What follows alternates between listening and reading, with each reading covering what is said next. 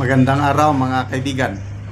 Bigyan natin ng reaksyon at opinion itong post ni Kipi Chu.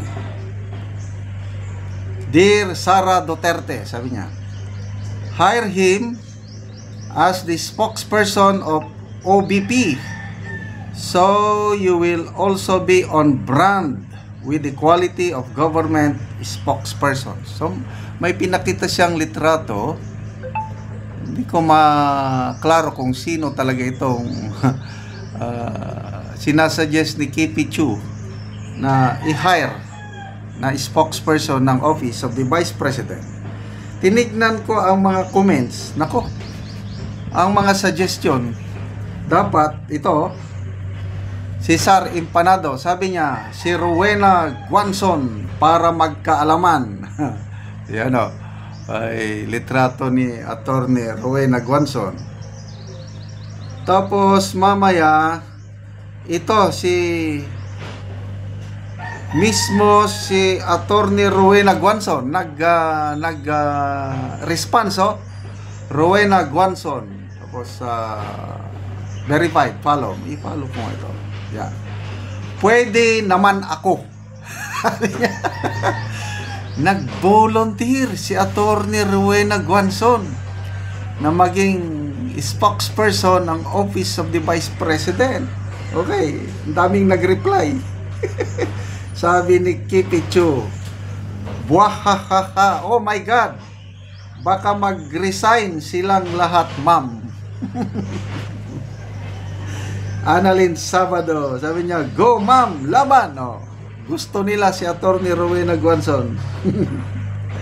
I am Sianwen, sabi niya, lalampasuhin mo lang sila Attorney Rowena Guanzon. Kanta Jervin, go madam, nasa likod mo kami, hindi kita tatalikuran pag ikaw ang spokesperson ni Madam Sara. Dante Pineda, ito ang power, tapang at may sense. Sabi talaga, no? Romy Javier, ang daming pumapabor na mag-spokesperson siya, no? Romy Javier, Madam Attorney, mismatch po. May sense ka, sila wala. Pero suportado ka po namin. Ito, batikang abogado, dating commissioner ng COA, dating commissioner ng COMELEC. Sino ba naman yung Attorney Claire at Attorney Princess? Mismatch nga. Lingling Digwaso, Rowena Guanzon, wow ma'am, go go go, lampaso mo silang lahat. Ano kaya kung magkatotoo, no? Na kailang problema, wala namang budget. Kakaunti ng budget ni VP Sara sa kanya opisina. Hindi niya na kayang mag-hire ng spokesperson. Nung nasa DepEd pa siya, alam ko, meron siyang spokesperson doon. Si Attorney Pu, yung lalaki na gwapo. Spokesperson niya yun. I don't know kung DepEd pati OBP. So ngayon, dahil less budget, wala na. So, ito, isip-isip lang ng mga sinakriset. Kasi nga, Palacio, nag-hire ng spokesperson, Attorney Claire Castro. Ayan, very entertaining. Bigla, kahapon ba yun, o the other day, inanunsyo na House of Representatives, first time in history, na ang isang hindi mambabatas, hinire na spokesperson ng Kamara, in the person of Attorney Princess Abante, na mukhang palaban din. So, puros palaban eh. Palacio at saka Kamara palaban. So, sinong kalaban nila? Di si VP Sara. So, sinong lalaban ngayon? Si VP Sara lang on her own. Kaya naman niya. Bloodbath nga ang gusto niya. Kaya ito, nakakaisip ang iba na mag-hire din si VP Sara ng bagong spokesperson. At ito, nakakatuwa dahil nag-volunteer si Attorney Rowena ko. Pwede naman ako. Well, nung kampanyahan pa, nung 2022, medyo nainis ako dito kay Attorney Guanzon dahil gusto niyang talagang bias anti-Marcos siya. Gusto niyang ma-disqualify si candidate BBM. Dahil sabi niya, hindi pwede yan. Ang dami niyang sinasabi against Marcos nung una na nainis ako. Kinakantahan ko pa siya noon ng It's Crying Time nung natalo na yung disqualification case sa COMELEC laban kay BBM. Kinakantahan ko ng It's Crying Time itong si Attorney Guanzon. Kaya lang sa ngayon, sa lahat ng mga dilawan, si Attorney Guanzon na lang ang may prinsipyo na kung ano ang dati niyang tingin sa mga Marcos, yun pa rin. Sina Laila de Lima, Kiko Pangilinan, Resan Tiveros, wala na. Naging instead na tinatawag nila nga genuine o legitimate opposition, wala na. Unipink na sila ngayon. Sila na ang magkatandem. Marcos and Dilawan na, kaya Unipink. Kaya lang, hindi sila makakasigurado dahil ang mga kakamping Dilawan, lang ito, tactical alliance lang ang gusto. Kaya lang pagdating sa 2028, I tell you, maiiwan mag-isa ang Marcos. Kasi ang mga Dilawan, gusto nila Malacanang. Lalo na ngayon na parang nag-resurrect sila dahil grabe ang performance nila sa midterm election. Nakakabilib din talaga. Biglang nanalo si Bam Aquino at Kiko Pangilinan.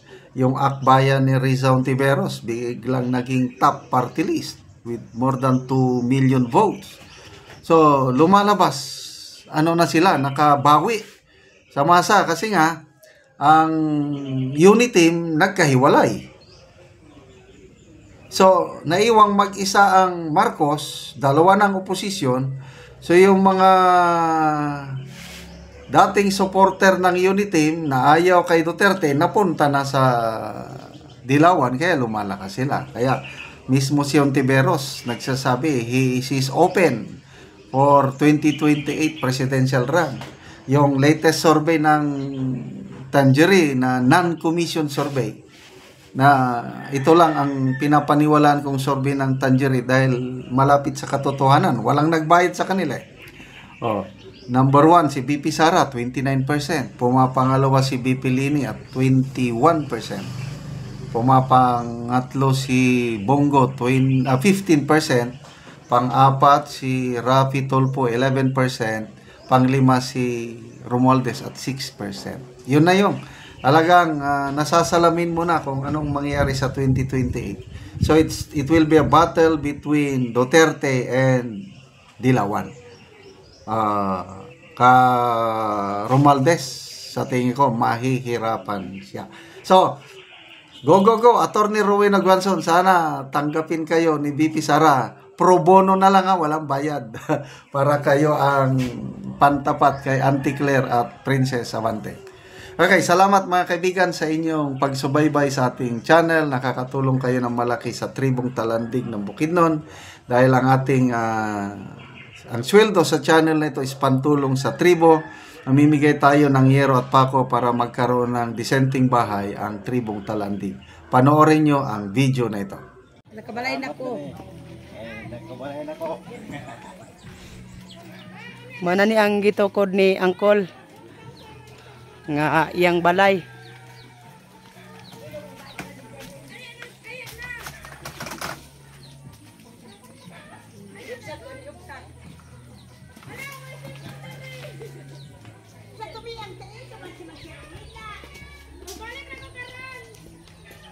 Sige.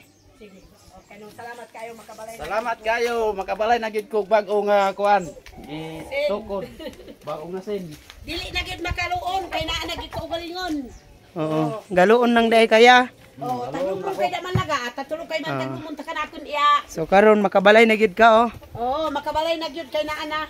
Nakaatop na. Nakaabot ra gyud. Ang giulatan. Panalangin. Unang-una, salamat sa nagatag og panalangin og sa nag-sponsor sa gipanghatag nga sin. Dagang salamat. Inaot nga magparayon ni nga inabang kay dagan pang sama sa mua nga nanginanglan og tabang nga makabalay og Oo. bago pod nga kuan atok. Oo. Pila na day ka tuig yang nga nagloon ra ka ilang anti nga wala kay balay? 2 years ko nagloon sa akong ugangan. Ay, duha na ka tuig. Oh, So karon pagid ka makabalay og bago. oh karon pa gyud. So, salamat kayo ya. kayo. Oh, sige, salamat. God bless.